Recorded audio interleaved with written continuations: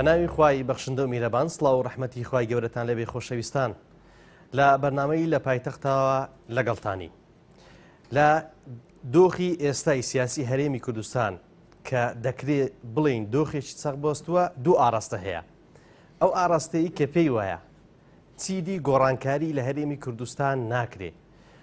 وێنای سیاسی وا وێناکراوە کە دەبێ هەڵبژاردن کە یەکێکە لە بنەماکانی دیموکراسی دوا بخرێ بۆ ئەوەی قەیرانەکان زیاد نەکەن. لە کاتێکدا لە وڵاتە پێشکەوتوەکان لە وڵاتی دیموکراسی هەڵبژاردن بۆ دەستا و دەستکردنی دەسەڵاتە لە پێناو خزمەتکردنی زیاتر. ئاراستەی دیکە پێی وایە کە گۆڕانکاری ئەنجام دەدرێ، کە پێی وایە هەڵبژاردن کورتترین مەودای گۆڕانکاریە لە هەرێمی کوردستان. لەم بەرنمەیەدا تیشک دەخینە سەر ئەو بابەتە کە ئایا لە هەرێمی کوردستان توانای گۆڕانکاری ماوە یاخود بە پێچەوانەی کە زۆرێک لە دەسەڵاتداران کە لە ئێستا لە هەرێمی کوردستان پێیان وایە کە توانای گۆڕانکاری نییە، بە نمونەی ئەوان ئەگەر بێت و یەک کورسیشیان هەبێ هەر خۆیان دەسەڵاتدارن و هاوڵاتیانیان تووشی زۆرێک لە ناومێدی کردووە و تووشی ڕەشببینیان کردیا. بە نمونەی دوایین هەڵبژاردن لە هەرێمی کوردستان کە ئەنجام درا وێنایەکی وانیشاندرا کە هەڵبژاردن چارەسەر نییە لە دۆخی ئێستای هەرێمی کوردستان. میوانەکانی من لە پایتەختەوە زۆر بەڕێزان مامۆستا مەڕوان گەڵاڵی سەرۆکی فراکسیۆنی کۆمەڵی ئیسلامی زۆر بەخێربێی، مامۆستا مەلا عوسمان کانی کوردەیی زانای ئاینی زۆر بەخێربێ. مامۆستا لە جەنابتەوە دەست پێ دەکەم. ئێستا ئەم دوو ئاراستەیە لە هەرێمی کوردستان هەیە، ئاراستەی ئەوەی کە گۆڕانکاری زەحمەتە و ناکرێ و ئاراستەی دیکەی کە گۆڕانکاری ئاسانە و بەوەی زۆر داوە لە هاوڵاتیان دەکەین لە کاتی نزیکبوونەوەی هەڵبژاردنەکان بەشداری بکەن لە هەڵبژاردنەکان. ئێستا تۆ بۆمان ڕوونکەوە گۆڕانکاری لە هەرێمی کوردستان بە فعلی دەکرێ یاخودنا؟ بسم الله الرحمن الرحیم. سەرەتا سوپاسی بەڕێزت دەکەم و خۆشحاڵم بە حزوری جەنابی مامۆستا لەو بەرنامەیە تاوتوێی ئەو بابەتە هەستیارە دەکەین. من قەناعەتم وایە لەو دوانە هیچیان نین، نە ئەوەیە کە بڵێ وەڵا گۆڕانکاری ناکرێ، نە ئەوەشە بڵێ گۆڕانکاریەکە زۆر ئاسانە. ئەوانەی کە دەیانەوێ خەڵک ڕەشبین کەن و خەڵک بێئومێدکەن بە تایبەتی ئەو دوو حیزبەی دەسەڵاتدار کە جاری وا هەیە خەڵکانێک کە نەناسراون کە ئەندامی ئەو دوولایەنن لە ناو خەڵک بڵاوی دەکەنەوە کە گۆڕانکاری ناکرێت و زەحمەتە و سیستەمەکە واتێک چۆ بەسەرێکدا ڕووخاوە هیچ کەسێک ناتوانێت هەڵیستێنێتەوە. ئەوە بۆ ڕەشببینی کردنی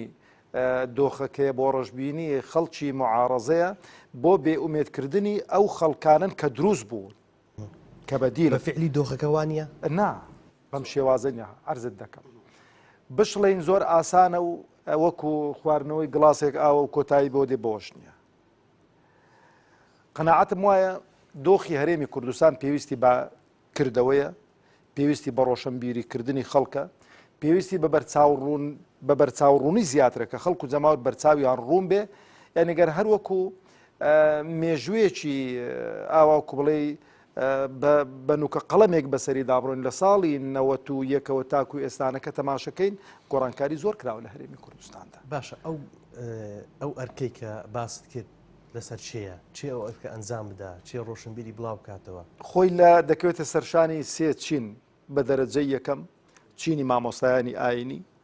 کە هەفتانە ئەو خەڵکێکە بۆ مامۆستایانی ئاینی کۆ دەبنەوە بۆ هیچ بەرپرسێک و بۆ هیچ دام و دەستگایەک و بۆ هیچ دەسەڵاتێک و بۆ هیچ حکوومەتێک و بۆ هیچ حیزبێک کۆ نابنەوە بێ ئەوەی کە لیان بجێڕدرێتەوە، بێ ئەوەی کە تەلەفۆنیان لەگەڵ بکرێتن. ئەو خەڵکە ئارەزوومەندانە دێتن لەسەر ئەژنۆ لە بەردەستی ئەو مامۆستا بەڕێزانەدا دەنیشن، گوێبیستی تەوجیهاتی هەفتانەی مامۆستا دەبن. بەڕاستی دەبێ مامۆستایان وتارێکی وەکو بڵێ بەرچاوڕوونکەریان هەبێ بۆ خەڵک و خەڵک هۆشیارکەنەوە و خەڵک ئاگادارکەنەوە، خەڵک بێدارکەنەوە لەو بارودۆخەی کە ڕوودەداتن و مامۆستای خاڵی دوو سێم لۆ باز بکەیت. بەڵام ڕەنگە مامۆستایانی ئاینیش بەشێکیان ئەوانەی کە حەقبێژن لە مینبەر دوور خراونەتەوە باز لەوکەن کە لەمپەریان لۆ دروست دەکرێت. ئەوان ئەو کارەیان دەست پێ کرد بەڵام دوور خرانەوە ئەخۆی کێشەکەی مامۆستایانی ئاینیش بەداخۆک و باقی چین و توێژەکانی دیکە بەسەر حیزبەکان دابەش بوون ئەوە شتێکی هەڵەیەکی مێژوویە یعنی بۆ نمونە مامۆستایانی ئاینی من خوازیار بووم لە هەرێمی کوردستان دەستگایەکی تایبەتیان هەبایە و مامۆستایان کە دەستگایەکی تایبەتیان هەبایە جارێ ئەگەر بۆ هەموو کەس بشێتن مامۆستا بۆی ناشێتن مەسەرەن لە حزبێکی ئەلمانی بێتن خزمەت بە پرۆژە و بە پرۆسەی ئەلمانی بکاتن مامۆستایان میراتگەری پێغەمبەرن عەلەیهی سەڵات وسەلام ناچمە سەر ئەو تەفاسی لەگەر ئەوە بابەت زۆر بە دوور و درێژی دەچووم ئەوەی کە وتاری مامۆستایانی لاواز کردو پەرتەوازەی مامۆستایانە ئەوە خاڵی یەکەم خاڵی دووەم و لێرانە بابەسەری دانڕۆم ڕۆڵیشیان بینی و مامۆستایان توانی ویانە بەرچاوڕوونیەکی باش دروستکەن بەڵام وەکو جەنابەت گوت لەبەر ئەو پەرتەوازەیە ینی ڕۆڵەکە لە ئاستی مەطلوب دانیە دووەم نخبە جاکە دەڵێم نخبە هەر لە مامۆستای سەرەتاییەوە بگرە مامۆستای دواناوەندیەوە بگرە مامۆستای ئوستازی جامیعیەوە بگرە ئەوەش بەڕاستی ئەتوانم بڵێم ڕۆڵێکی گرنگ دەبینن بۆ بەرچاوڕوونکردنەوەی ئەو کۆمەلگە و ئەو مجتەماعی کە لەبەر دەستیان بە تایبەتی چینی ڕۆشنبیر ئەو جا لە پاڵەوان ئیعلام و میدیاکان و ڕۆشنبیران و ئەو سێ ئەتوانم بڵێم سێ هەر دەستەواژەیەکی لێی دەنەی ئەو سێ نخبەیە ئەو سێ تەوەرە گرنگەی کە کاری لەسەر دەکەن دەتوانن ڕاستەوخۆ گۆڕانکاری بکەن و وەعی لە ناو تاکەتاچی ئەو کۆمەڵگەیەدا دروستکەن لەبەرەوە تەماشە دەکەین ئەو نخبانەی کە باسمان کردن چ لە چینی مامۆستایان بێتن چ لە چینی ڕۆشنبیر بێتن و چ لە چینی ئەکادیمیەکان مامۆستایانی زان ئەوانیش بە هەمان شێوە دابەش بوون لەسەر حیزبەکان و هەر یەکە و بە ئاراستەی حزبەکەی خۆیدا قسە دەکاتن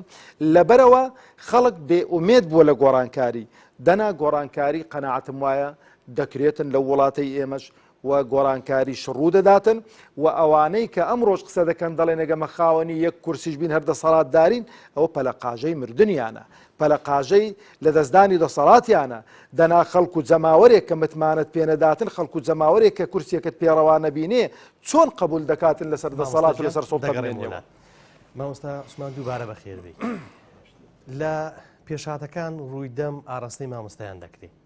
و بە تایبەتی ئەوانەی مینبەریان هەیە بەڵام مامۆستایانێک بۆ نمونە وەک جەنابەت ڕۆلی کاریگەری خۆیان هەیە هەرچەندە مەسەن لە مینبەریش دوور دەخرێتەوە بەڵام خەڵک هەڕووی تێدەکا مینبەری دیکە هەیە کە دەتوانێت خەڵک ئاراستە بکات لە دۆخێکی وای سیاسی کە حیزبی دەسەڵاتدارەکان خوڵقاندویانە دەبێت ڕۆلی ئێوە چی بێ و بە ئاراستەی باشکردنی دۆخەکە چیتان لەدەستنی بسم الله الرحمن الرحيم الحمد لله وصلى الله وسلم على رسول الله سيدنا وحبيبنا وعلى آله وصحبه ومن والاه دەستخۆشی لە جەنابەت ئۆستافە بەڕێزێ دەکەم مەخراتنی مامۆستای خۆشەویستمان مامۆستا مەڕوان دەکەین ئینشەڵا مامۆستایەکی ئاینی و خوای گەورە پاداشی داتەوە ئەگەر وەڵام پرسیارەکە لەبیر نەچمەوەی حەزمێ یەک تەوزیحی گچکە بدەم نەبادە هەندێک مامۆستای ئاینی بەهەڵە لە مامۆستا مەلا مەڕوان تێگەیشت بن مامۆستا مەڕوان نەیگوت مامۆستایانی ئاینی بەهۆی پابندبوونیانەوە بە حیزبایەتی و بە حیزبایەتیکردن و بە ڕێخستنی حیزبی لادەدرێن یان ئیجرعاتێ نەگە دەکرێت مامۆستا ئەوەی مەبەست نەبووە لەبەری مامۆستامان هەیە کۆمەڵە یەکگرتووە بزوتنەوەیە گۆڕانە مینبەریشی هەیە مامۆستاشمان هەیە گۆڕان نیە و کۆمەڵ نیە و بزوتنەوە نیە و یەکگرتوش نیە و مینبەریشی نییە ئەوەمان زۆر ئەو نمونە بەڵام هەڵوێست هەبوونی مامۆستایان بەهۆی کاریگەری پێگەی زانایانی ئاینی ناو کۆمەڵگاوەک خۆی فەرمیکە خەڵکێک بەبێ بانکێشت و بانگشت نامەی بۆی کۆ بێتەوە جوێی لە ڕادەگرێت بە دینی و عیبادەتشی بزانێ ئەوە کاریگەرترین دەوری مامۆستایانە بۆیە مامۆستایان بەهۆی ئەو دەورەوە ئەوی بتوانێت بەردێک لەسەر ڕێگایەک لا بە ئەم دەسەڵاتە بەڕاستی دژایەتی دەکات بەرهەڵەسی دەکات ئەوەی مامۆستایانی تووشی سزا کردووە تووشی لادان کردووە تووشی شەهیدکردن کردووە تووشی گرتن کردووە هەمووی هەڵوێستی مردانە و جوامێرانەی زانایان بووە خی گەورە پاداشیان بداتەوە پرسیارەکەی جەنابەت لە ئێستادا چۆن دەتوانرێ ئێوە هاوکار بن لە بڵاوکردنەوەی هۆشیاری بەوەی کە گۆڕانکاری شتێکی حتمیە و دەبێت بکرێ و شتێکی ئەوەندە قورسش نییە کە خەڵک ناومێت بێ لەوەی گۆڕانکاری ناکرێت بەڵێ بەهۆی ئەوەی کە کۆمەلگای ئێمە الحەمدە کۆمەلگایەکی مسلمانە مجتەمەعێکی مسلمانە لە خوای بەزیار بێ پابەندە بە شریعەتی ئیسلامەوە دەبێ بەرچاوڕوون بێ لەوەی کە خەڵک ینی وەکو دەڵێ سیناریۆ بکە یاخود خەڵک خۆڵ بخاتە چاویان چاوبەستەچێ لەگەڵ بکە پرۆسەی هەڵبژاردن و ئینتیخابات و دەنگدان و بەو گۆڕانکاریانی کە جەناب باسییان دەکەی ئەوە بەر لەوەی کەەوە ئەرک بێ مافە مافی هەموو تاکێکی ئەم نیشتیمانێ بە مسلمان و غیرە مسلمانی مافێکی سەرەتاییشانی با نەکەینە منەتێک مافێکی سەرەتاییەکەوە هەستن بۆی بتوان بەرپرسی خۆیان دەمڕاستی خۆیان چاوسای خۆیان دابنێن من خەڵکی مزگەوت بم و پێنج فەرزە لە مزگەوت بم و مانگی ڕەمەزان بە ڕۆژوو بم و حەڵاڵ و حەرام بزانم بەڵام خەڵکێکی لار و لەوێر و خەڵکێکەوە فەرقی ڕیبا و معاملەی حەڵاڵ و شتانە نەکە بەڕاستی ئەوە دەکرێت ئینسان بۆی ڕوونکەوە کە مافی خۆتە کەسێک ئیختیارەکەیکەوە براگەورایەتیت بکە کە لە هەلای کەمی دینەکە لەگە دین تۆ بێ پێغەمبەری خوا دەفەرمێ صلی الله عليه وسلم المرء مع من أحبه فلينظر أحدكم من يخالله دەفەرمێ ئینسان ئیماندا لە ڕۆژی دوای لەگەڵ خۆشەویستەکانی خۆیەتی ئاگادار بن زۆر کاریگەرە چێ بە خۆشەویستی خۆتان دادەنێن دەستنیشانیان دەکەن بۆیە کە تۆ خەڵکی مزگەوت بی بەڕاستی دەبێت کەسانێک دیاری بکەیت کەسانێک هەڵبژێری بۆی بتوان گۆڕانکاری بکەن بۆی بتوان چاکسازی بکەن بۆی بتوان پاکسازی بکەن بەڵام خەڵکێکەوە خوا نەخواسە فێڵی لێ کرابێ یان غەشی بەرامبەر کرابێ ئەگەر بچێت سەر سندوقی دەنگدان ئینتخابات بکرێ گۆڕانکاری هەر پێ ناکرێت لەبەر ئەوەی کەەوە هەڵ نەستاوە بە ئەداکردنی ئەو مافە شخصی خۆی کەەوە مافێکی بیدایی و مافیش سەرەتایی پێت وایە بەشێکە لە دین بەوەی کە هەر کەسێک لە ڕاستی خۆیەوە دەبێ هەوڵ بدا بۆ گۆڕانکاری بەوەی کە لە ماڵەوە دانە نیشێ بڵێ مثلا بۆ نمونە کاری من نییە گۆڕانکاری بەدڵنیاییەوە من لم يهتم بأمر المسلمين فليس منهم هەر کەسێک بایەغ نەدا بە کاروباری مسلمانان و بەڕێ خستن و تۆکمەکردنی ئیش و کاری مسلمانان ئەوە لە ڕیز مسلماناندا ناژمێردرێ بە واتایی ئەگەر ئەمن نەتوانم گرنگجی بە حکومڕانی بدەم کە حکومڕانی یعنی قیمەی کاروباری مسلمانانە بەیانی دەسەڵاتدارێک سەرۆکێکی دادەنێ کە ئەو سەرۆکە پێچەوانەی هەموو بنەما قورئانی بنەما ئیسلامیەکان بێ کەواتە ئەوە بایەخدانە بەڕاستی ئێمە دەبێ بچین نا ئەو بابەتەوە ڕوونیشی کەینەوە بە مافێکی سەرەتایی و خەڵکی بزانین و پاشان پێش نەبڕین کەەوە ئەرچێکە بەڕاستی یعنی ئەمانەتێکە إن الله يأمركم أن تؤدوا الأمانات إلى أهلها واتە ئەو ماڵی کارە بەدەستە ئەو سیستەم و میکانیزمێکەوە هەیە کە بریتێت لە پرۆسی دەنگدان و هەڵبژاردن ئەمانەتیشە هەر کەسێک خوا نەخواستە دەنگ بدا بە کەسێکەوە ناشایستە بێیان کەسێکی وا بێ ئەوە دەکرێت بڵین خوا نەخواستە خیانەتی کرد بێ باشە لە ئێستادا و بە تایبەتی کاتێک کە پرۆسەکە نێزیک دەبیتەوە بە تایبەت پرۆسی هەڵبژاردن کە زۆر مەبەستم بەس تەنها پرۆسی هەڵبژاردن نییە کە زۆر کەناڵی دیکە هەیە کە لە توانای مرۆڤدایە گۆڕانکاری تێدا ئەنجام درا بەڵام من مەبەستم هەڵبژاردنە لەگەڵ ئەو لایەنانەی یان ئەو هاوڵاتیانەی کە زیاد لە پێویست ئیلتیزامیان بە ئاینی پیرۆزی ئیسلامەیە بەوەی زۆرێک لە قەناعات لە لای هەندێک خەڵک دروست بووە کە هیچ پەیوەندێکی بە لایەنی شەرعیەت بوون و پەیوەستبوون بە ئاینی پیرۆزی ئیسلامەوە نییە کە کەسێک بۆ منە دەنگ بداتێک کە یەکێک کە ئیلتیزامی زیاتی بە ئاینی پیرۆزی ئیسلامەوە هەیە بەڵێ ئەوەش بەشێکە لەو هەڵمەت و پرۆپاگاندەی کەوا بۆ ساکردنەوەی تاچی ئەوڕۆکەی کوردستانیان بۆ هەموو خەڵکێک بۆی کەوا بتوانی خەڵک بە ناوی مسلمان دەڵێ ئەوە شەرعی نییە بە ناوی قەومیەت دەڵێ ئەوە گۆڕانکاری پێ ناکرێت هەر کەسە بە شێوازێک میکانیزمێک بۆی دەچێت بۆی کەوا بتوانێت مەزالێکی خۆشکا بۆی کەوا بە کەیف خۆی تەڕادانی تێدا بکە و خیانەت و غەش و ساختەکانی تێدا ئەنجام بدا بۆیە بەڕاستی دەبێت ئێمە ئاگادار بین هەر لە ڕوانگەیەکی بۆ ئەم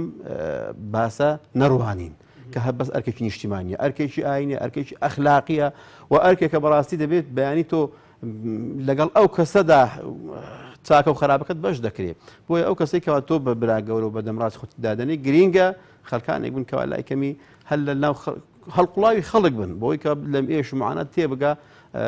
نەبێتە هەڵمەتێک لە ساکردنەوەی خەڵکێکەوە خەڵکێکی سادەیە و ساویلکەی و ساف و دیندارە بە ناوی دین و بە ناوی ئاین بۆیە کاتێک پێغەمبەری خوا وەفات دەکات صلی الله عليه وسلم نانێژرێ لاشەی مبارەکی پێغەمبەری خوا هەر لەسەر جەنازەکە دەبێت نایگوازن بۆ قەبرستان تاوەکو گەورەمان ئەبوبەکر سیدیق اختیار دەکەن بە خەلیفەی مسلمانان کەواتە دیاریکردنی سەرۆک و سەرکردە و دەسەڵاتدار و حکومڕانی خۆت گرنگترە و زەرورترە و بەپەلەترە لەوەی کەوات جەنازەیەک بنێژی کە پێغەمبەری خوایە صلی الله عليه وسلم مامۆستاجیان دەگەڕێم وڵات ماوەسە مەڕوان سیاسەتێک لە هەرێمی کوردستان پێڕاوکراوە لەم چەند ساڵی دوایی ئەوی سیاسەتی ناشرینکردنی دامەزراوەکان و دەستەکانە. بە نمونە بەرزترین دەسەڵاتی یاسادانان لە هەرێمی کوردستان کە پەرلەمانی کوردستانە، بەڕێستان سەرۆکی یەکێک لەو فراکسیۆنانن کە ساڵاکن لە پەرلەمانی کوردستان. سیاسەتێک پەیڕەوکراوە کە هەموو لایەنەکان وەک یەک بەرامبەر خەڵک بە بەرپرسیار بزانرێ، بەوەی کە جەنابەت لە پەرلەمانی کوردستانی سەرۆکی فراکسیۆنی کۆمەڵی جیاوازی نییە لەگەڵ فراکسیۆنێک کە ڕەنگە کارەکانی ئیدامەدان بێ بە دۆخی چەقبەستوی هەرێمی کوردستان. یعنی چۆن بتواندرێ ئەم وێنایە جیا بکرێتەوە کە خەڵکێک لە پێناو بەرژەوەندی گشتی هەوڵ دەدا و خەڵکانێک لە پێناو بەرژەوەندی گشتی کەسی و حیزبی بەردەوامە لە کارەکانی خۆی ماوەستە محەممەد دەگەڕێتەوە سەر وعی ئەو خەڵکە، یعنی ئەو خەڵکە دەبێ بەڕاستی متابعی هەبێ بۆ پەرلەمان و بۆ دام و دەستگاکانی حکوومەتی هەرێمی کوردستان وە بە ئینسافیشەوە کار و چالاکیەکانیان هەڵسەنجێنێتن. ئێمە وەکو فراکسیۆنی کۆمەڵی ئیسلامی ینی بە 6 پەرلەمانتار ئەوەی کە بێتن ڕوبەڕوومان بێتەوە بۆی کە پێی بڵین ئێمە لە خیلالی ئەو 5 ساڵە چمان کردو کە 2 ساڵی شەر دەرگای پەرلەماندا خرابوو، بە دەیان پرۆژەمان پێشکەش کردووە و بە دەیان پرسیارمان ئاراسی حکوومەت کردووە، 3 جار پرساندنی وەزیرێکمان کردووە کە متمانەی لێبسەندرێتەوە لە پەرلەمانی کوردستان و زیاتر بەڕاستی سەرقاڵی ئەوە بووین کە ئەو دامەزراوەیە بە ئەرک و ئیشی خۆی هەڵبستێتن. خۆی کێشەکە لێرانە یەک شتە ماوەستا محەممەد، کێشەکە ئەوەیە کە پەرلەمان لە کاری خۆی ئەتوانم بڵێم خاڵی کراوەتەوە کە ئەرچی سەرەکی پەرلەمانی کوردستان چەند شتێکن. ئەنی بۆ نمونە یاسادانانە بە دوواداچوونە بۆ ئیش و کارەکانی حکوومەت، هەڵسەنگاندنی کار و هەنگاوەکانی حکوومەتی هەرێمی کوردستانە، پەسەندکردنی بوجەیە، ینی کۆمەڵە ئیشێکن. بەڵام باشە چۆن بکرێت ئەو ئەرکانەی کە جەنابەت باسکردن کە ئەرچی سەرەچین لە پەرلەمانی کوردستان بتوانرێت ئەو ڕۆڵە بجێڕێتەوە بۆ پەرلەمانی کوردستان. بەوە دەکرێتن کە دەستی حزب بە سلبی دەستی حزب بە سلبی لە پەرلەمان بچێشێندرێتەوە. ناڵێم حزب نابێ وەکو بڵێ پەیوەستی یان پەیوەندی بە پەرلەمانەوە بێت، چونکە لە هەموو دنیا حیزبەکان پەرلەمان پێک دێن و سەرۆکی حیزبەکان سەرۆکی فراکسیۆنەکانن. بەداخۆ دەڵێم لێرانە ینی کە دەڵێن پەرلەمان بە حیزبی کراو بەلایەنی سلبیەکەی نەک بەلایەنی ئیجابیەکەی، لەبەرەوە تەماشا دەکەین فراکسیۆنەکان دابەش بوون کە دابەش بوون سیاسەتی حزبەکان جێبەجێ دەکەن بە ناشرینترین شێوە لە ناو پەرلەمانی کوردستان. ینی بۆ نمونە پرۆژەیەکیان هەر بابەتێکی زۆر هەستیار دێتە ناو پەرلەمانی کوردستان کە لە بەرژەوەندی خەڵکی هەرێمی کوردستاندایە، بەڵام کە حزبەکەی لەگەڵی دانیە ئەویش دژایەتی دەکاتن، کۆدەنجی دروست ناکاتن. وەزیرێک هەتا سەر ئێسقان گەندەڵە، وەزیرێکە دزی لەسەر ئیسپات بوو، وەزیرێکە خیانەتی نیشتیمانی کردو، وەزیرێکە دەیان تۆمەتی دیکەی لەسرە، بەڵام لەبەرەوەی لە حیزبەکەی خۆیەتی ئامادەنیە پرساندن بۆی بکرێتن، ئامادەنیە پشتی ئەو لایەنە بگرێت کە پرساندنی بۆ دەکاتن، بانگهێشتکردنەکەشی ڕەڤز دەکاتەوە. لەبەرەوەم قەناعەتم وایە کاتێکە ئەو پەرلەمانتارانەی کە دێن بۆ پەرلەمانی کوردستان لە خولی پێنجەم بەڕاستی دەبێت پەرلەمانتارانێک بن گوێ بە ئینتیمای حزبی نەدەن لە ناو پەرلەمانی کوردستان و پێکەوە کە سوێندی یاساییان خواردووە ئیش لە بۆ بەرژەوەندی خەڵکی هەرێمی کوردستان بکەن و تەرکیز لەسەر پرۆژەکانی حکوومەت بکەنەوە و پرۆژەکانی حکوومەت هەڵسەنجێنن و خۆش دوور بگرن. ینی بەڕاستی ئەوەی کە کێشەی پەرلەمانتارانە، ینی پەرلەمانتار وەکو موزیعێک لێ هاتووە، بەداخۆ دەڵێن بەشێک لە پەرلەمانتاران ینی وەکو موزیع وا بۆ بەردەوام خەریکی لێدوان و خەریکی ئەوە بووە. لە هەرێمی کوردستانیش کێشەکە لە نێوان ڕاگەیاندنکارەکان لەگەڵ پەرلەمانتارەکان و لەگەڵ حکوومەت کێشەکە ینی سێسەرە بووە. چۆن ڕاگەیاندنکارەکان لەبەرەوەی موچەیەکی شایستیان بۆ نەبڕابووە و خزمەتی باش نەدەکران، یعنی ئیعلام وای ئەو لێکردبوون هەر کەسێک کە راپۆرتێکی زیاتر بێنێتن هاوکاری زیاتر دەکات. یعنی وایان لەو ڕاگەیاندنکارانە کردبوو کە ینی بە هەر چۆنێکی باە یەخەی پەرلەمانتارێکیان دەگرت و دەبوا لێدوانێکی هەردابایە بۆی کە راپۆرتەکەی خۆی حاصل کردبایە. ئەو قسەی ئەو پەرلەمانتارە ینی ئەو ئیعلامە کە بڵاوی دەکردو نەدەهات ئەو قسەیە هەڵسەنجێنیتن ئایا تا چەند لە بەرژەوەندی خەڵکی هەرێمی کوردستاندا تا چەند واقعیە، تا چەند ئەو بابەتەی کە وروژێنراوە بابەتێکی ڕاستەقینەیە و بابەتێکە ئیشوکاری ئەو پەرلەمانتارەیە. یعنی ئەو تێکهەڵاوی ئیشانە وای کرد کە ماهیەتی پەرلەمانەکەی بەتاڵ کردەوە حکومەتیش بێمنەتی حکومەت چونکە حکومەت لە حزبێکی سەرەکی پێکاتوە لەو وڵاتی ئێمە ئەوانەی دیکە هەموو میوانن وای کردبوو کە ڕێزی لە بۆ پەرلەمان دادنانە لە بۆ پەرلەمانتار دادنانە لە بۆ حزبەکان دادەنا ئەوانە وایان کرد کە پەرلەمان لە ئەوەی خۆی جاکە بمانێ ڕۆلی سەرەکی پەرلەمان بجێردرێتەوە دەبێ بەڕاستی ئەو سوێندەی کە دەیخۆن جارێ بێن بزانن ئەرچی پەرلەمانتار چییە ئەو جابێن لەگەڵ حکومت لینکێکی بەردەوامیان هەبێتن متابعی ئیشوکارەکان و هەڵسەنگاندنی ئیشوکارەکان و ئەو بەرنامەی کە حکومت سوێندی یاسایی دەخوا لەسەر ئەساسی ئەو بەرنامە متمانەی پێدەکرێتن دەبێت پەرلەمانتاران بەردەوام بە دوواداچوون بۆ بەرنامەی حکومت بکەن ئەشەدەن بیللا ئەو بەرنامەی حکومت کە کابینەی هەشتم بۆ سوێندی یاساییان لەسەر خوارد لە پەرلەمانی کوردستان ئەتوانم بڵێم لە 120 جێبەجێ نەکرا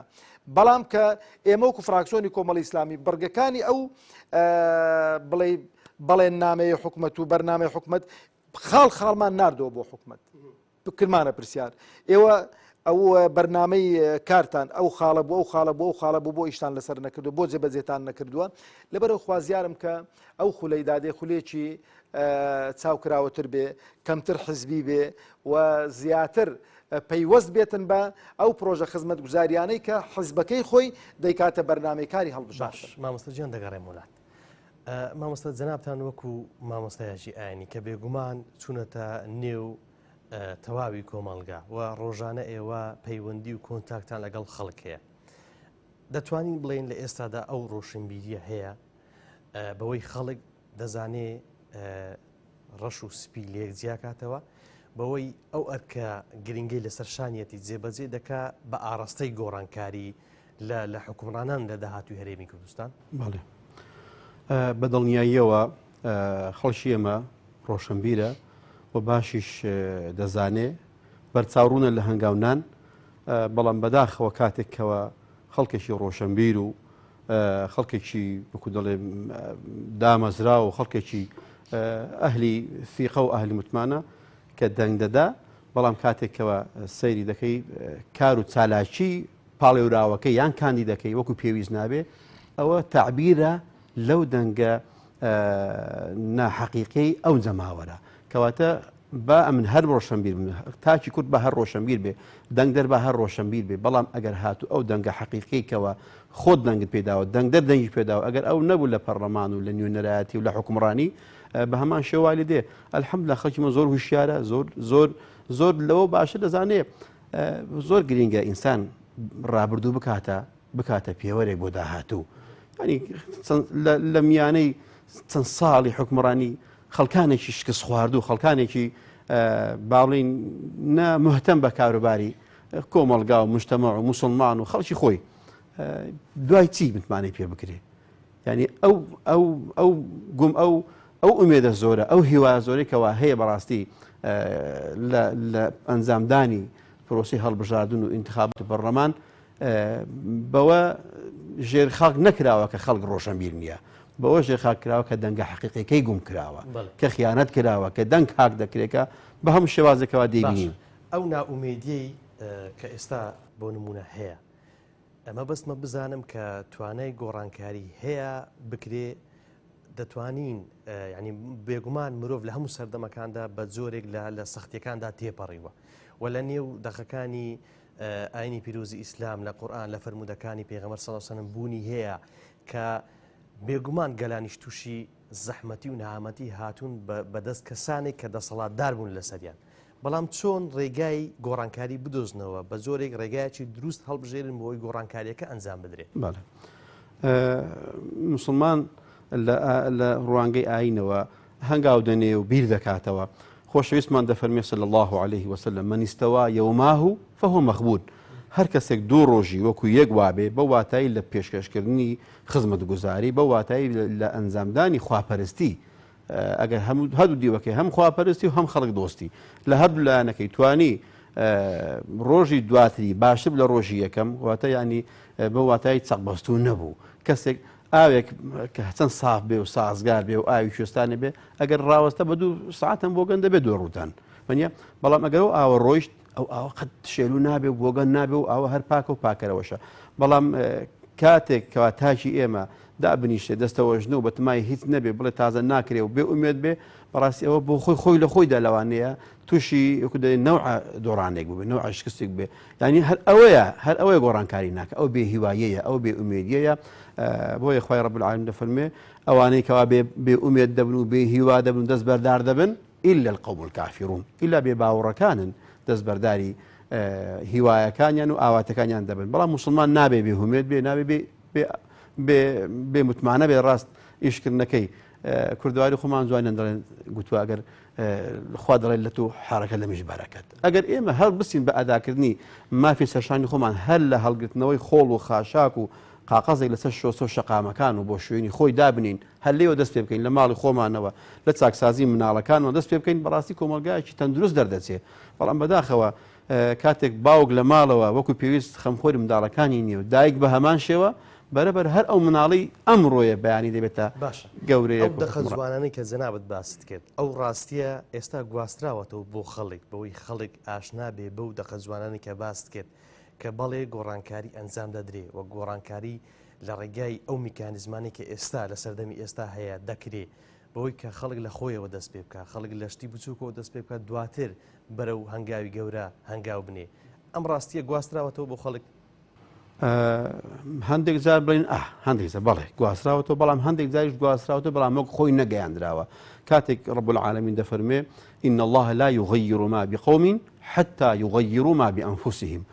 خی گەورە چاکسازیت ئەگەر بوێ ئەگەر گۆڕانکاریت بوێ ئەگە هەر جۆرە تەغیراتێکت بوێ ئەگەر تۆ لە ناخی خۆتەوە دەست پێ نەکەی خی رب العالمین وشت ناگۆڕێ دەبێ ئێمە ئیقدام بکەین دەبێ ئێمە هەستنە سەر پێ دەنگی ناڕزای دەرببڕین دەنگ هەڵێنین بەڕاستی بێدەنجەکان کۆتوسەکان بشتێنین ئەنی چاوی خەڵک بکرێتەوە بەڕاستی لە ئەوەی کەوە پێت نەگوترێت تۆ تونڕەوی لەوەی پێت نەگوترێت کە تۆ بێ یاسایت کردووە ینی لەو کۆتوزدران دەربچین دەر ینی لە تەشیر نەترسین لەوە نەترسین بەڕاستی ماف دەستێنرێ وەکو عتایەک بەخشێک پێت بەخشێ دەبێت خۆت هەستی داوای مافی خۆت بکەی بۆی کەوا گۆڕانکاریەکە لەوێ ڕوو بدا إذا سكت أهل الحق عن الحق زعم أهل الباطل أنهم على الحق كاتك استمكاران وظالم وملهوركان كيفيان بخويان دي دلين إيما لسا حقين وراستين وتوابين كاتك ومن هر دنقم نكر كخلق بيدنق بو كخلق بتماي قوران كارينا بو كخلق تساوي لا ساق سازينا بو خلق تساوي لا مشتيكي وانا بو كلا الريشي خوي بوشتوا او انا جواتي دقن كبالي او انا شعب الله مختارنو او انا خير خلق الله نو باشترين خلق هر اوان و دنيا بوان دروس كراوا بويا سوسكا زاري وها بو خومانين پاشان لوانه وكو جنابتان كراغيان كار وكو بيوز نتان تواني بي ام بياما بوروجن بگينن و پاشان وكو موصفني موصاني ايني نه انتواني ولا بر اوي كا زاري وها هندك ترز بو هندك لوانه شتێکی لە گۆڕ بێن نیانتوانانی ئەو حقایقانە وەک خۆی بگەێن باش دەگەڕێ وڵات مامۆستاژیان چۆن بتواندری لە داهاتوودا ئەو پەیوەندی کە جەنابیشت باس کرد لە نێوان پارلەمان و خەڵک و حکوومەت هەبێ و بتواندری حکوومەتێک لە داهاتوو هەبێ حکوومەتی نیشتیمانی بێ حکوومەتی هەمووان بێ هەموو خەڵک بەهی خۆی بزانێ خەڵک لێرە لە دەستی حکوومەت ڕانەکە بۆ شوێنی دیکە لە شوێنی دیکە خزمەت بکە بتوانێت لە خاچی خۆی لە وڵاتی خۆی خزمەت بکە ئەوە چۆن دەکرێت ئەم حکوومەتە ببێتە حکوومەتی هەمووان خۆی دوو خاڵی گرنگ هەیە گەرە و حکوومەتەی داهاتوومان و خەڵک خوازیارم لەسەر ئەو ئەساسە هەم دەنگ بداتن هەم ئەو دوو خاڵە بکەنە مەرجی حکوومەتی داهاتوو و پەرلەمانتاران لەسەر ئەساسی ئەو دوو مەرجە متمانە بۆ حکوومەتە و بەو کابینەی داهاتوو بکەن مەرجی یەکەم دابینکردنی خۆشگوزەرانی و ژیانێکی شایستە بۆ ئەو خەڵکە چکۆ ئەرچی سەرشانی حکوومەتە بەبێ جیاوازی ڕەنگەکان دینەکان تاکەکان و ئینتیمای حیزبی چکە ئەو حکوومەتەی کە دەبێتە حکوومەت لەو قالبەی دەچێتە دەرەوە چێ دەنجی پێدا و چێ دەنجی پێ نەداوە مادام بووە حکوومەت هەموو خەڵکی هەرێمی کوردستانە و حکوومەت بۆی حکوومەتەکە خزمەت گوزاریەکان بەبێ مقابل بەبێەوەی کە بە چاو خەڵکی دابدات و بەبێەوەی هەڵیانگرێتن لە بۆ حملەی هەڵبژاردن بەکاریان بێنێتن دەبێ ینی بەڕاستی زۆر دڵسۆزانە ئەو خزمەت گوزاریانە پێشکەش بە تاکەکانی ئەو وڵاتە بکە کە بەداخەوە دەڵێم ینی خزمەت گوزاریەکان لە ئاستی ئەوە دانین کە باز بکرێن یعنی خزمەت گوزاریەکان لە ئاستی ئەوەدانین کە باز بکردن و کە خەڵک دڵی پێی خۆش بێتن. دوو پارێزگاریکردن لە عەقیدە و بیر و باوەڕی ئەو خەڵکە، چونکە ئەو خەڵکی ئێمە خەڵکێکی موسڵمانە، ئەوەی کە پابەندیش نییە بە دینەوە پێی خۆش نییە پێی بڵێ غەیرە موسڵمان. یعنی ئەوەی کە بۆ نمونە ئەگەبەی بە وردی بە قورئان بە تەرازوی قورئان و سونەت بیچێشی بە موسڵمان دەرناچێ، بەڵام کە دەریش ناچێ هەر پێی خۆش نییە بڵێت و موسڵمانی، کەواتە دەبێت حکومەتێک لەسەر ئەساسی ئەو دینداری و موسڵمانێتدا بمەزرێت. باشە و پارێزگاری عەفوەن پارێزگاری لە عەقیدە و بیر و باوەڕی ئەو خەڵکە بکات. بەڵێ لە کاتێکی وا دەکەت و باسی دەکەی ئەرچی خەڵک بەگشتی وەلایەنە سیاسیەکان یعنی چییە چۆن بتوانن ئەو حکوومەتی کە جەنابەت باسی دەکەی پێک بهێن. دەبێت خاڵێکی زۆر گرنگە مامۆستا، دەبێت ئەو خەڵکە بزانێت کە ئەو دینە هاتوو حکم بکات. ئەو خەڵکە ئەو وەعیینی ئێستانەکە ئێستانەکە لەبەرەوەی حڕەکەی عەلمانیەت و حڕەکەی دژە دین و دژمنانی دین وایان لەو خەڵکی کردو ئیسلامیان لە قوشبنێکی مزگەوت حەسر کردووە. ئیسلام و دینداریان وا لێ کردووە کورتیان هەڵێناوە لە مێزەری مامۆستا لە تەنکەڕیشی گەنجێکی موسڵمان، لە شلوار کورتکردنێکی موسڵمانێک، لە نیقاب و حیجابی ئافرەتێکی موسڵمان. غەیری ئەوە ئیسلام بۆی نییە کە لە هیچ شوێنێکی دیکەدا وجودی هەبێتن. کەچی ئەگەر تەماشە بکەی خوای گەورە تەبارەک و تەعالە ئەو دینەی کە ناردووە بۆی کە ناردووە کە حکم بکا لە سەر زەوی، کە لە هەڕەمی دەسەڵات دابێ، بۆی کە ئەو کەسێک کە دەسەڵاتدارە کە حاکمە خزمەتی خەڵک بکە، خەڵک فێری ئەخلاق بکە، فێری ڕەوشی جوان بکە، فێری بەخشین بکاتن، فێری لێبوردەیی بکاتن، فێری دەستپاچیان بکاتن، فێری داوێن پاچیان بکاتن، فێری شەو نوێژیان بکاتن، فێری عیبادەتیان بکاتن، فێری دوعا و نزایان بکاتن. پێغەمبەری خوا عەلەیهی سەڵات وسەلام کە ڕئیسی دەوڵەت بووە، کە پێغەمبەری خواش بوو عەلەیهی سەڵات وسەلام، ئەوە ڕێگر نابێ لەوەی کە گەنجێک بانگ بکاتن فێری بکاتن کە خوا بپارێزی، واتە سنوورەکانی خوا بپارێزە، خوا دەتپارێزیتن. ئەگەر پرسیارت کرد لە خوا بپارێ و لە خوا داوا بکە، ئەوە هۆکارەکەیە چاوی چاوم. خەڵک کە یعنی بۆ نمونە خەڵک نەگەڕێنراوە بۆ ڕەبط و عیلاقەیەکی جوان لەگەڵ خوا دروست کاتووە ئیش و کارەکانی خۆی بجێڕیتەوە لای خوا، دەیجێڕیتەوە لای سەرکردێک، ئەو سەرکردەیەکەش لەو ئاستە دەرناچێ، ئاگای لێ نییە، بێمنەتە لێی ئیشی پێنەماوە تا 4 ساڵی دیکە، ئەو خەڵکە بێئومێد دەبێتن. لەبەرەوە بەڕاستی دەبێ ئەگەر بمانەوێت ئەو متمانە دروست بکرێتەوە، دەبێ ئەو حکوومەتە تەرکیز لەسەر ئەو دووخاڵە بکاتەوە. و هەر کاتێکیش ئەو خەڵکە ئیعلانی کرد کە موسڵمان نییە، ئیعلانی ئیرتیدادی کرد خوا نەخواستە، هەڵگەڕاوە لە دین، ئەو کاتەی دینێکی دیکەی تەبەنی کرد، دیسان دەبێ ئەو حکوومەتە لەسەر ئەساسی ئەو دینە بێتن. ئەگەر بێدینیەکەشی تەبەنی کرد دەبێ حکوومەتەکە لەسەر ئەساسی بێدینیەکە بێتن. لەبەرەوەی معقول نییە تۆ لە ناو میلەتێکی موسڵمان ئێستا بە ئیسلامی و غەیری ئیسلامی و هەرچی کە دەیدوێنی دەڵێ لە 1970 ئەو خەڵکەی موسڵمانە، ئەدیکا کە لە 1970 موسڵمانە غەریب و بەستە زمانەکەش هەر لە 1970. یعنی خەلەلەکە یان ئەمەین یان خەڵکەکەیە یان دووسەرەیە. یعنی لەبەرەوە مامۆستا محەممەد بەڕاستی یعنی وەزەکان تێک توانم بڵێم شێوێنراون، یعنی ئەوەی کە لە هەموو کەس زیاتر دژایەتی دین دەکا کە هاتە سەر مزادی دەڵێ من لە هەموو کەس موسڵمانترم، قبول ناکەم کەس مزادەی موسڵمانەتیم بەسەردا بکاتن، بەڵام نە نوێژی هەیە، نە ڕۆژووی هەیە، نەباوەڕی بە زەکاتن، نەباوەڕی بە حەجە، نەباوەڕی بە داوێن پاچی، هیچ شتێکی نییە. یعنی کاتێک ئەو شتانە بەرجەستە دەکرێن و کاتێک ئەو شتانە دەبنە وەکو بڵێ ڕەکیزەیەک بۆ گۆڕانکاری کە لە تاکەکان ڕنگ بداتەوە. باش دەگەڕێمەوە وڵات مامۆستا. مامۆستا گیان لە دۆخێکی وادا لە ڕوانگەی ئاینی پیرۆزی ئیسلام تاکان چۆن ئومێد بەخش بن، چۆن گەشتبین بن بەوەی کە توانای گۆڕانکاری هەیە و دەتوانرێت دۆخەکە بە ئاراستەیەک بگۆڕدرێت کە لە پێناو بەرژەوەندی گشتی بێ. وەکو مامۆستا فەرمووی تەکمیلەی قسەکانی مامۆستای کە خوای گەورە دەفەرمێ وأنزلنا معهم الكتاب والميزان ليقوم الناس بالقسط. هیچ پێغەمبەرێک نەهاتوە عەلەیهیم الصلاة والسلام ئیلا خوای رب العالمین کتابێک و میزانێکی لەگە داناون. کتاب بۆ ڕەبتکردنی خەڵک لەگەڵ خوا، میزانیش بۆ تەنزیمکردنی ئیش و کاری خەڵکی خۆی خۆ بەخۆی یەک. بۆیە کاتێکەوە دادگەری حاکم دەبێ یاخود عەدالەت حکم دەکا، بەر لە هەر هەموو خەڵکان غەیرە موسڵمانەکان لێ بەهرەمەند دەبن. یعنی ئەو تەوعیەیە بگەیەندرێ باشە. کاتێکەوە پیاوێک لە شوێنێکی دوورە بۆ مەدینەی پێغەمبەری خوا دێ صلی الله علیه وسلم، دوای وفاتی پێغەمبەری خوا تاقیب دەکات لە گەورەی موسڵمانان دێت لەکوێیە، دەڵێن گەورەی موسڵمان وا لەناو ئەو بەراوانەی خوارەیە کە دەچێت لە بن دارێکی گەورەمان عومەر دانیشت پاڵی داوەتەوە بەبێ حیمایە و بەبێ حرەس و بەبێ هیچ شتێک بەبێ ئیستیعلامات یەکسەر گوتی حەکەمتە فعەدەلتە فەنمتە فەرمووی حکم ڕانیت کرد دادگەریت کرد بەبێ باشیش خەوت لێکەوت ئەو ڕۆبەداخەوە سەرکردەکانی ئێمە خەویان لێ ناکەوێ سەرکردەکانی ئێمە باخەڵیان پڕ نابێت سەرکردەکانی ئێمە لە ئاست متمانەی خەڵک دانین وەکو پێویست بتواننکەوە لە خزمەت خەڵکی خۆیان بن تا ئەوەندە ئیشی بە خەڵکە و خەڵک برا گەورێ و دەم ڕاستێتی هەتا دەنگەکەی لێ وەردەگریت دوایە خەڵک چۆن وشیار بێتەوە بۆی دەنگەکەی لێ نەساندرێ و بەلایەکی دیکەداڵێ من دەنگ دەدەم بە کەسانی کە بە شێوازێک ینی لە کاتی بانگە 6 قسە دەکەن بەوەی بەلای دادگەری و بەوەدا دەچێتەوە بەڵام دەنگەکەی لێ دەدەزرێ یان چ ناوێکی لێ دەنێ دەنگەکەی ناگاتە شوێنی خۆی چۆن ئەو دەنگە بکاتە شوێنی خۆی حەقیق خۆی چۆن بناسرێتەوە کە کەسێک دواترکانی دەبێت کەسێک کە سەرڕاستە لەگەڵ کەسێک کە لە قسەکردندا لەگەڵ گفتارەکانی ڕاز ناکات بەڵێ باسم کرد ڕابردووی هەر کەسێک شاهدی بۆ داهاتووی ئەو فەرمودەی پێغەمبەری خوش دەکەمە دروشم کاتێک کە دەفەرمێ صلی الله عليه وسلم کاتێک کە دەفەرمێ كلكم راع وكلكم مسؤول عن رعيته هەموو تاکێکی ئەم مجتەمع و ئەم کۆمەڵگایە و هەموو دنیا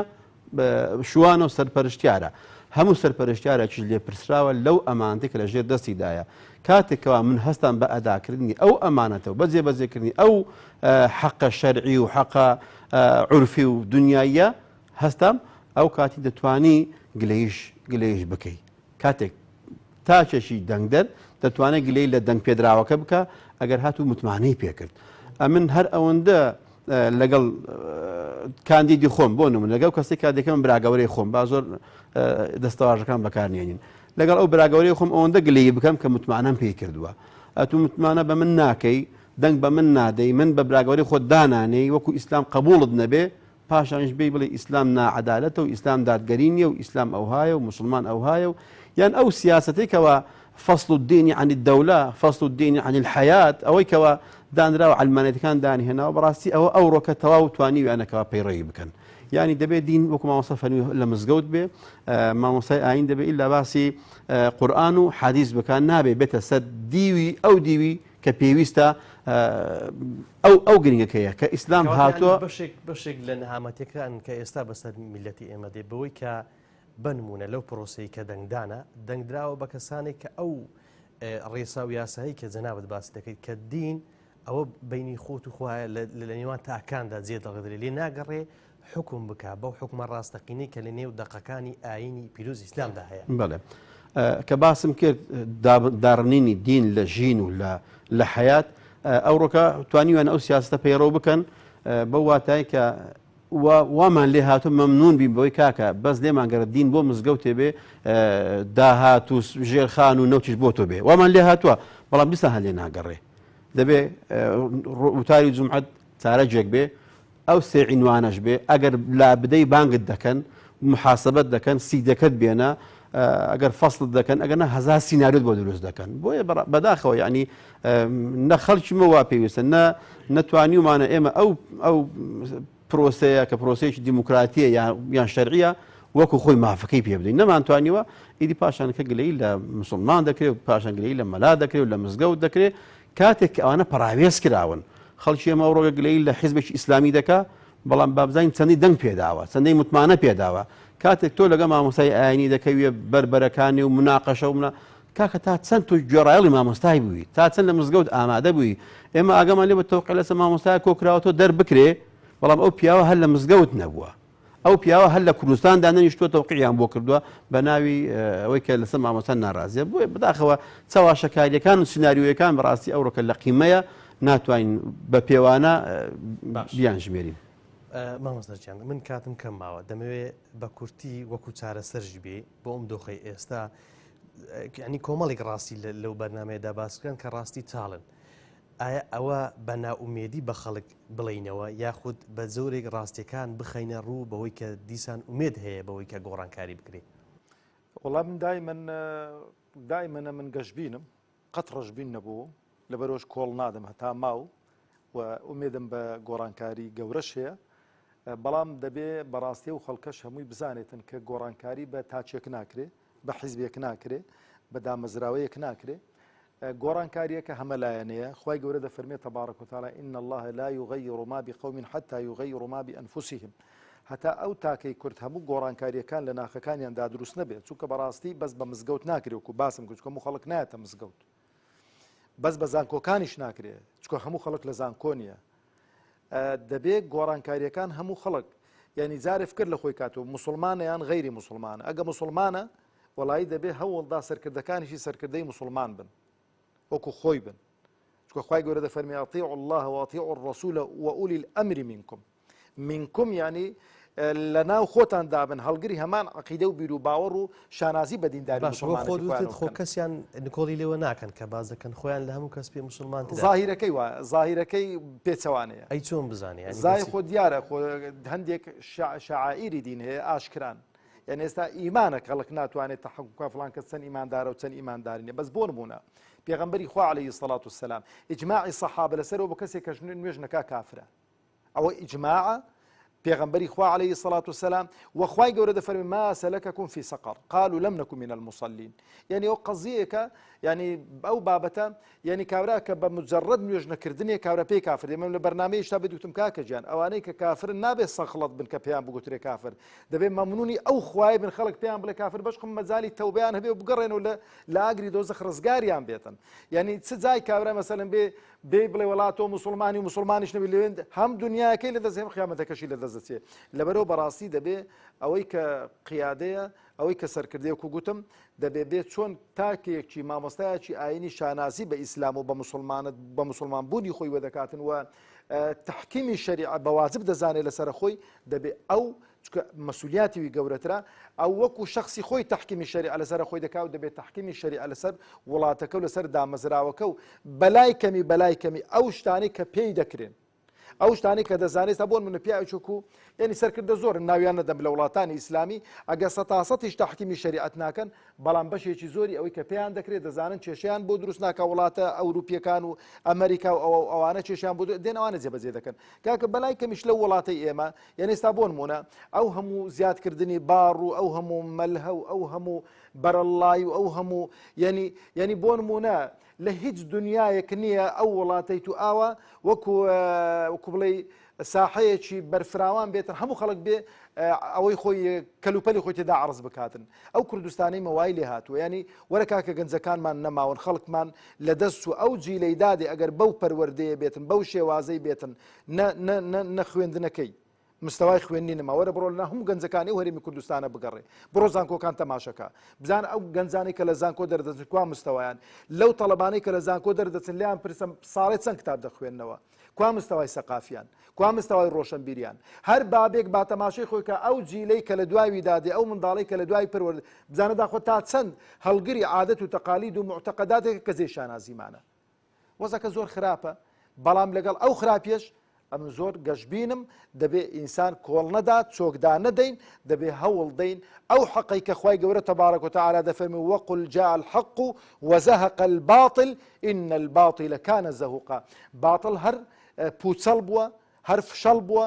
هیچ نەبووە بەڵام کە حەقی ڕاستەقینە لە مەیدانێ نەبوو ئەو عەزەڵاتی خۆی ئاوا لێ کردو و ڕۆژێک دادێتن ئەو حەقە جێی دەگرێتەوە و باتڵەکە نامێنێت مامسە دواوتت بۆجی دێڵم چۆن ئەو حەقە ڕاستەقینە دەگەڕێتەوە بەڵێ بە دیراسەیەکی قولی ژیانی پێغەمبەر صلی الله عليه وسلم و باقی هاوڵە بەڕێزەکانیش چۆن توانیان لەو کاتێکەوە الله ئەکبەر قەدەغە بوو